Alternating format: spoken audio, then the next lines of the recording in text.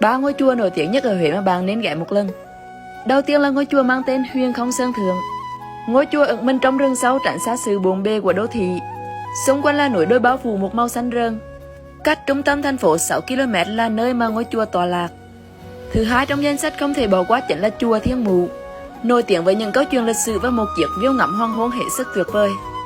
Đây là một trong những địa điểm có cảnh quan đẹp nhất thành phố Huế, mang trong mình nhiều dấu ấn di tích từ thời các chúa đến các vua. Chùa Thiên Mụ chính là ngôi chùa gần nhất và chứa nhiều câu chuyện về Huế hay nhất. Ngôi chùa thứ ba nơi mà thiền sư Thích Nhất Hạnh đã tu tập chính là chùa Từ Hiếu. Đây là ngôi chùa được vua Từ Đức ban chiếu chỉ xây dựng và đặt tên. Ngôi chùa còn có một tên gọi khác trong dân gian là chùa Thái Giám, vì đây chính là nơi mà những vị thái giám xưa đã gửi gắm thân gia của mình. Đến đây mọi người sẽ cảm nhận được một khung cảnh hết sức yên bình mà không nơi nào có được.